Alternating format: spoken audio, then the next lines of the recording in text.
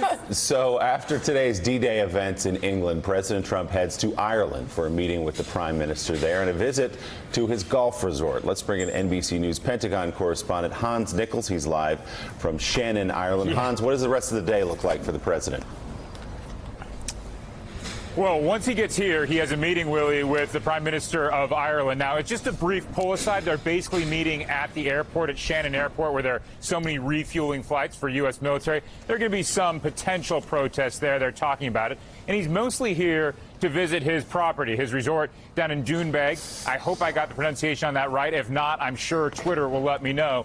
But the controversy there is that there's coastal erosion, and they have tried to build up coastal defenses outside of that golf course. So it's an environmental concern here. Controversy following the president wherever he goes. I'm going to show you a copy of the local paper here. Higgins criticizes Trump on climate. So this is what's going to greet President Trump when he arrives here. He got pomp and circumstances in London. That trip would seem like the president enjoyed it. We'll see whether or not he enjoys what seems to be a little political friction here in Ireland. Willie? All right, Hans Nichols. Appreciate it. We'll keep an eye on Twitter for you on your pronunciation there. So, Yamiche, you're in London, where the president just departed. He just landed in Portsmouth in the south of England, as we said. What's the feeling there in London about the president's 2 days before he headed out of town? Well, the most vocal and loud reactions to President Trump were negative ones. There were thousands of protesters in the streets on both days that he was visiting. And people really told me that they see him as a racist. Some people told me they saw him as a global symbol of far-right extremism. And then there were some Make America Great hats there saying that the president should get credit for supporting Brexit before the UK made the vote and decided to leave the European Union. I think that in some ways the president was trying to pivot, and after he landed and was insulting the mayor of London, he then started taking in the pomp and pageantry and started really following the protocols. And even in his press conference with Theresa May, there were a lot of people who didn't see a lot of fireworks there. But then, of course, he gets back to where he's staying, and he starts tweeting about Bette Midler. And it kind of goes to show you that even in a foreign country where he's really playing the role of a statesman, he's still focused on kind of his brash brand of politics. So, Yamiche, were there any deliverables, as we might say, out of the meeting with Theresa May? It's hard to say. There could be, considering she's 48 hours away from no longer being effectively the Prime Minister of the UK. What were the objectives, and if there were any, did they deliver on any of them?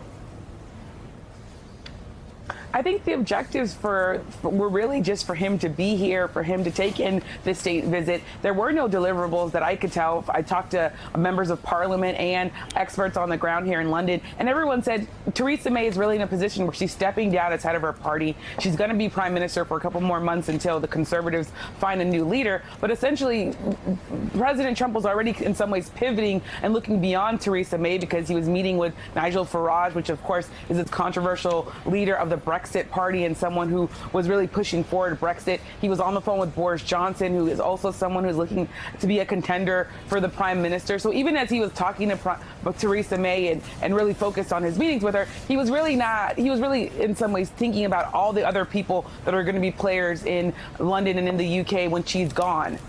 So while the president is overseas, Republicans have begun to push back a little bit on his proposed tariffs with Mexico. Vice President Pence is set to welcome a delegation from Mexico to the White House today in an effort to keep new U.S. tariffs on imports from taking effect. The meeting comes as the 5% tariff on all Mexican goods faces growing resistance from Republican lawmakers, voiced during a policy lunch between GOP senators and Trump administration lawyers yesterday.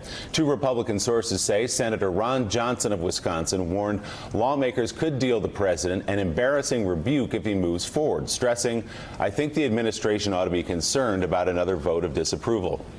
According to the New York Times, Senator Ted Cruz told the White House lawyers to remember they didn't hear a single yes from the Republican conference in support of the tariffs, calling them a $30 billion tax hike on Texans.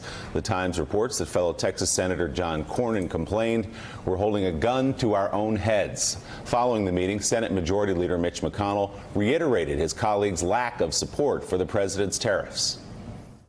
There is not much support in my conference for tariffs, that's for sure. I think it's safe to say, you've talked to all of our members, we're not fans of tariffs. We're still hoping that this can be avoided. What do you think of Republicans who say that they may take action to block you imposing those tariffs? No, I don't think they will do that. I think if they do, it's foolish. There's nothing more important than borders. I've had tremendous Republican support. I have a 94% approval rating as of this morning in the Republican Party. That's an all-time record. Can you believe that? Isn't that something? I love records. So, Casey, you have the proposal by Republicans of another resolution of disapproval here. Is this real pushback, or is this just floating this balloon to the president saying you don't want to do this? I think that the anger and frustration is very real. For Mitch McConnell to come out and say, sorry, there's just not support for this. Ted Cruz, not a single person in the conference. I mean, this is, not one of those things where they're split down the middle. Now, they've taken these votes of disapproval before. It's unclear whether they actually do anything. They could take more meaningful action to try and limit the president's power to impose tariffs under this national security exception. There are some Republicans who have suggested that they do it. My big question is, how hard are they really going to fight this? Are they really willing to go to the mat with President Trump on it? We'll see. I'm reading between the lines with Mitch McConnell. I think he wants to avoid it entirely by trying to convince the White House behind the scenes that this would be such a problem that they just simply don't want to go down that road. But they've had, shall we say, mixed results in convincing President Trump to see their side of the story before he goes out in public on something. Sam, I saw you shaking your head as you watch the Republicans talk about the pushback on tariffs. Are you skeptical that they're actually going to do what they say they're going to do? Are you not? Yes, I am. As we said yesterday, I think everyone around the table was. I mean, we've seen the script before, right? Voices of disapproval in public, and then acquiescence when it comes down to it. And until they show me otherwise, I just can't imagine them taking a vote against the president's domestic economic agenda. And even if they did, I'm not even sure they would have the numbers in the House to hold up a veto. So, and even if they did, I'm not even sure President Trump will get to the point where he puts in these tariffs. He's threatened them many times before. So, we're dealing with like 3 layers of hypotheticals here.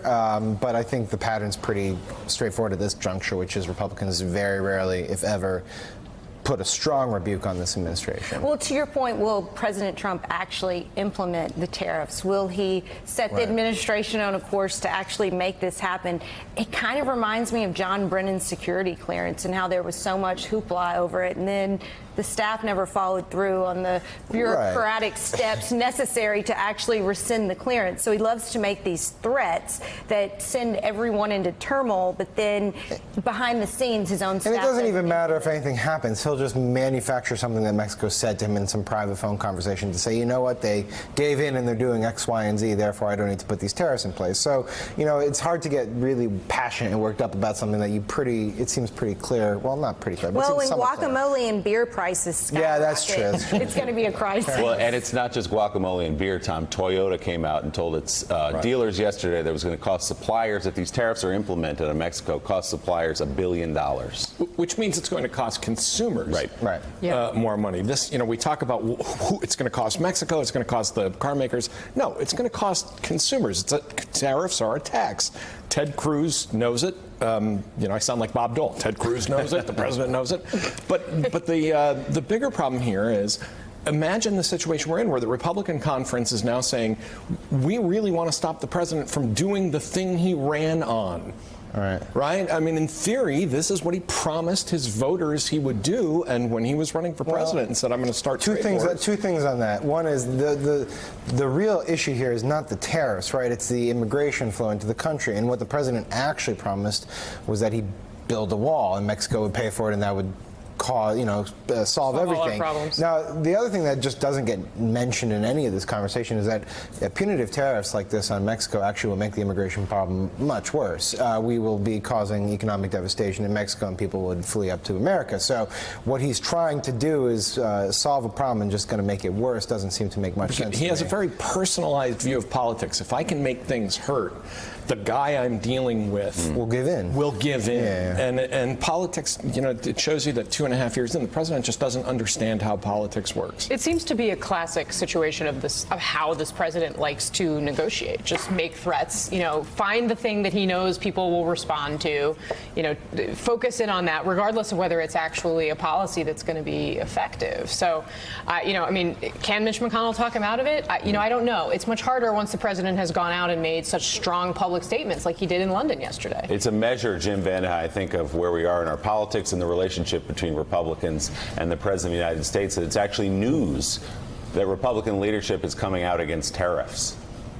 Well, yeah, and it's also, if this did come to a vote, I think it's the biggest gut check of the presidency for Republicans. Because listen, there's almost not a Republican in the Senate who would not say a tariff is a tax increase. That goes to the core of what a Republican believes in. And it's a tax increase that, like Ted Cruz said in that meeting, it hits your voters directly. So if they're forced to choose between increasing taxes and something that hurts their constituents versus Trump, and they choose Trump, that will be the greatest show of force that Trump has had. And I think the panel's probably right. Trump usually wins, even in circumstances like that, because they fear him, even in situations like this, for reasons I don't fully understand, because there are people who are going to pay higher prices for cars or higher prices for products. And so in all likelihood, it'll get resolved before that. But you don't know. There's always an asterisk against everything. No one thought he would slap the tariffs on Mexico in the first place. And he keeps saying he's going to go through with it. So we'll see. So, Yamiche, the president yesterday, we saw at that news conference, the joint news conference with Theresa May, said Republicans would be foolish, effectively, to push back on his idea for tariffs with Mexico. How do you see this ending, knowing the White House the way you do? Well, I think the president is really daring Republicans to try him. And I think it's because he feels as though at the end of the day, he's the person who their constituents are loyal to. I'm thinking of a conversation that I had with Trump supporters who were actually going to be losing some money, housing through HUD, some money to fix their roof. And I said, you know, this money, if this goes through, is going to hurt you. You're not going to be able to fix your home. And that person said to me, this was in Ohio, well, it's okay, because what we need, even if our roof caves in, we need to make sure that Mexicans aren't going through the border. We need to make sure that our country's safe. I think the president's banking on a lot of people thinking that way. I can't say that there are a lot of Trump supporters who would have their own personal homes collapse in thinking about immigration. But I think there's this idea that the president really feels as though he sold people on this really hardline stance on immigration, and that they're going to follow him to the ends of the earth in pursuit of that goal. I think that the way that this ends is, I think Republicans are going to be trying to send really hard messages to the president. But I would be really, really shocked if Republicans then overrode a veto of the president if they try to pass a bill to disapprove these tariffs and the president vetoes it. All right, Yamiche Alcindor in London, thank you very much. By the way, there's a quote, if you continue to read that New York Times piece, from Senator John Kennedy, the Republican of Louisiana. He talked to President Trump on Sunday. He said of the tariffs, quote, he's committed to this. He's serious as 4 heart attacks and a stroke. He's moving forward. So at least Senator John Kennedy is convinced that there will be tariffs. Senator Kennedy of the rhetorical flourish. Yes, he is known for that. Jim Vandehei, thank you very much as well. Still ahead on Morning Joe. The tariff threat against Mexico is not the only area where Republican lawmakers are breaking with the president. There's also Saudi Arabia and the administration's move to bypass Congress by selling weapons to that kingdom. Senator Chris Murphy from the Foreign Relations Committee joins us next on that story. Thanks for checking out MSNBC on YouTube, and make sure you subscribe to stay up to date on the day's biggest stories. And you can click on any of the videos around us to watch more from Morning Joe and MSNBC. Thanks so much for watching.